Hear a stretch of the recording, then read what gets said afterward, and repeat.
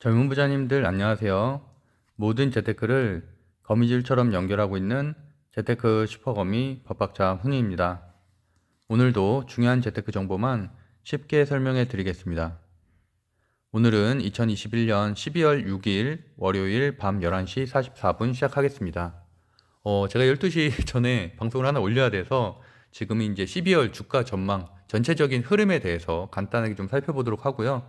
그래서 오늘은 제가 지난주부터 계속 말씀드렸던 것처럼 저도 11월 달에는 많은 매수 매도를 했지만 12월부터 오미크론이 확산된 이후부터는 굉장히 조심하고 있고요. 여전히 해소된 건 하나도 없다. 이거는 제가 대외 악재들을 좀 정리를 해봤어요. 다음 주죠. 다음 주에 열리는 14일, 15일에 열리는 FOMC 회의. 그때 당연히 조기 테이퍼링에 대한 이슈가 다시 한번 발생할 가능성이 있고, 동시옵션 만기일도 이제 목요일로 다가왔죠. 그래서 여기에 따른 또 변동성, 또 투매가 일어날 수 있는 가능성들, 반대로 뭐 신규 매수도 들어오는 종목들이 있겠죠. 그다음에 오미크론은 여전히 전 세계 확산세다. 그럼에도 불구하고 유럽 증시에도 보면은 오늘 잘 버텨주고 있죠. 그래서 그런 것들은 오히려 국내 제약바이오가 오미크론 때문에 상승했던 종목들이 다시 다 하락을 하고 있어요. 그래서 오히려 사거래일째 하락을 하고 있거든요. 그래서 그런 부분들은 당연히 제약바이오를 신규 매수하신 분들, 특히나 오미크론 관련된 주로 매수하신 분들은 상당히 큰 손실이 있을 수 있기 때문에 상당히 조심할 때다라고 보고 있고요. 국내 이슈는 이런 것들이 있겠죠. 공매도, 그다음에 대주주 양도세 그 과세 회피 물량들 때문에 소형주를 제가 조심해야 된다고 말씀드렸고요. 어저께 방송에 말씀드렸죠. 그다음에 이제 기술적으로 코스피, 코스닥 모두 현재 하락세를 보이고 있기 때문에 조심해야 될 장이다.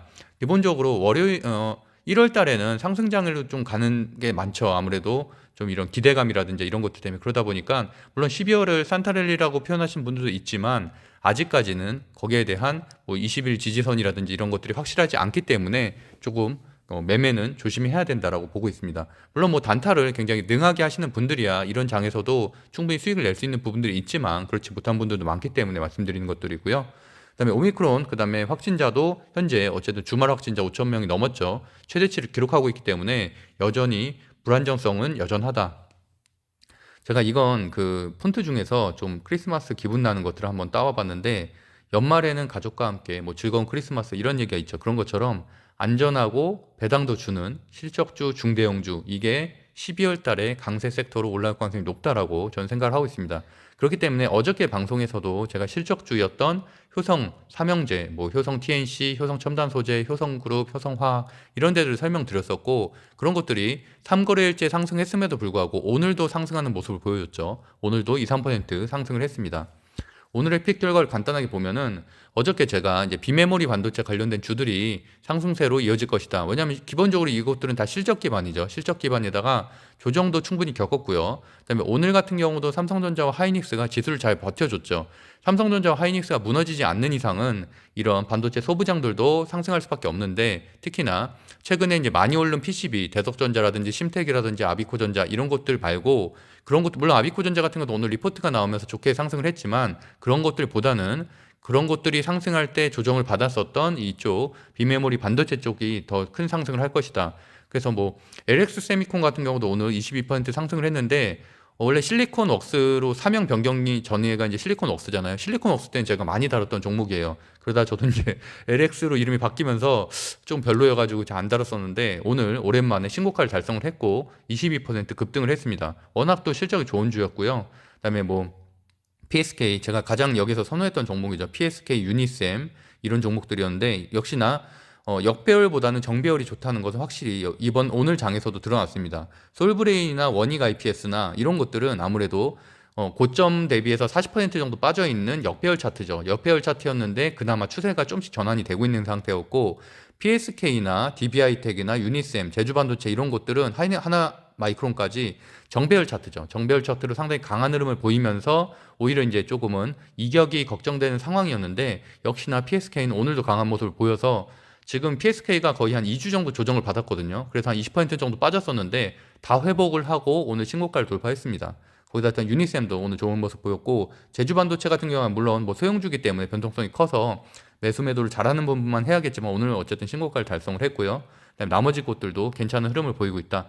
그래서 앞으로도 이 섹터가 여전히 강세를 보일 것으로 보고 있습니다.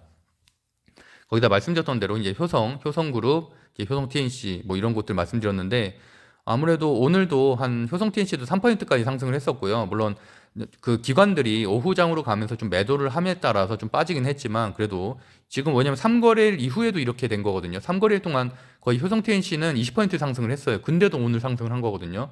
그러니까 그런 만큼 실적이 역시나 실적 위주인 곳들은 잘 버티주고 있다. 그리고 특히나 중형주, 대형주 쪽에 투자를 해야 된다고 말씀드렸죠. 연말이기 때문에. 당연히 저는 기본적으로 소형주, 중소형주를 좋아합니다. 솔직히 중형주 중에서도 1조 미만을 좋아하는데 말씀드렸던 것처럼 소형주들 중에서는 특히나 3천억 이하짜리 이런 것들은 대주주 회피 물량이 나올 가능성이 있기 때문에 최소한 이번 주까지는 나올 수 있거든요. 왜냐하면 28일까지가 기준일인데 28일 다가와서는 아무래도 주가가 많이 빠진 상태일 가능성이 높죠. 그래서 그때보다는 당연히 지금 정도의 매도를 하는 경향이 있어서 그런 부분 때문에 주의하라고 어저께 방송에서 말씀드렸었고요. 그다음에 이제 주식 스터디 방은 제가 이제 1기부터 3기까지 통합해서 운영하고 있는데 매일 이렇게 증권사 리포트 한 3, 4개 정도 좀 상승할 만한 것들 좀 공유해드리고 있습니다. 그 나노 신소재와 이제 다날 오늘 급등을 했는데 폴라리스 오피스 같은 경우는 NFT 관련된 주죠. 문서 NFT. 그래서 생각보다는 오늘 이제 NFT가 전체적으로 좀 조정을 받으면서 제가 일요일날 말씀드렸던 대로 가상화폐가 이제 그 비트코인 폭락하면서 조정받을 거라고 말씀드렸었고 오늘 가상화폐 관련된 주들이 모두 5%에서 10% 정도 폭락을 했죠. 그러면서 이제 NFT, 메타버스까지 다 같이 조정을 받았어요. 왜냐면 거의 같은 섹터로 올라갔기 때문에. 그래서 어쨌든 폴라리스 오피스는 못 올라갔지만 나노 신소재 같은 경우도 이제 저평가 우량주로 이번에 리포트가 잘 나와서 오늘 장중한테 6.9%까지 상승을 했었고요. 다날과 같은 경우는 내일 페이코인이 IR이 있죠. 그래서 이제 페이코인 IR에 조금 좋은 내용이 나오면 다날도 여기다 투자 지분을 많이 확보하고 있기 때문에 당연히 추가 상승 여력은 있다고 보고 있고 최근에 기간 매수세가 상당히 많이 들었어요. 다날에는. 그래서 오늘도 거래량이 터져주면서 이렇게 장초에 좀 빠졌었다가 다시 이제 들어올리는 모습. 그래서 저도 오늘 다날을 통해서 매수매도 해서 한 4% 정도 수익을 내고 나왔습니다. 그래서 어쨌든 다날은 신고가를 돌파했고 저점 대비해서는 8%를 들어올리는 굉장히 강한 모습을 보여줬다라고 보시면 될 것 같아요. 그거 외에는 뭐 사실 싸이월드 관련돼서 좀 상승을 한 NHN 박스가 있었고 자사주 처분 이슈도 좀 있었죠. 그리고 이제 나머지는 대부분 다 오늘 윤석열 씨 관련된 주들이 점령을 했는데 그렇기 때문에 사실 오늘 크게 뭐 이렇게 특징주들 중에서는 체크할 만한 게 없었어요. 근데 이제 윤석열 씨 관련된 주는 제가 토요일 방송에 강조해서 말씀드렸었죠. 이준석 씨하고 윤석열 씨가 봉합이 됐고 아무래도 월요일 선데이 출범하니까 당연히 윤석열 씨 관련된 주들이 상승할 것이라 말씀드렸는데 저는 어쨌든 지금 홍준표 씨 관련된 주 이후로는 테마주 매매, 대선 테마주 매매는 잘 안 하고 있어서 따로 다루지는 않았는데 오늘 리스트업을 해보니까 좀 많이 바뀌었더라고요. 대선 테마주들이. 그래서 그런 것들도 조만간에 한번 다루도록 하겠습니다. 그거 외에는 좀 체크해 볼 만한 건 K카. K카도 제가 이번 주 토요일 날 말씀드렸었죠. 상승할 거라고. 그래서 K카가 11% 상승을 했고요. 그 다음에 나머지는 뭐 특별한 거 없습니다.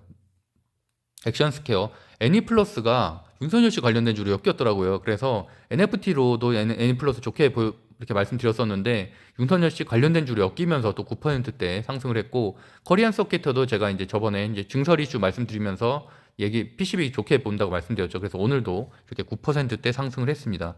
그래서 오늘은 전체적인 흐름은 이렇게 말씀드렸던 대로 어쨌든 중대형주, 그다음에 오늘 금융주, 그다음에 증권주까지도 움직였거든요. 그런 것들이 움직였던 거는 이제 고배당 때문에 움직인 것들이죠. 고배당 그리고 아무래도 소형주보다는 최소한 1조가 넘는 중대형주 중심으로 좀 보실 거를 말씀드리고 오늘 같은 것도 LG 디스플레이 이런 것들도 7%대 상승을 했고 이렇게 대형주들도 움직이는 장이고 어쨌든 현재 지금 삼성전자, 하이닉스가 반도체가 잘 버텨주고 있기 때문에 반도체 소부장 중심으로 좀 실적주들을 체크해 보시면은 괜찮은 결과가 있을 것이라고 보고 있습니다.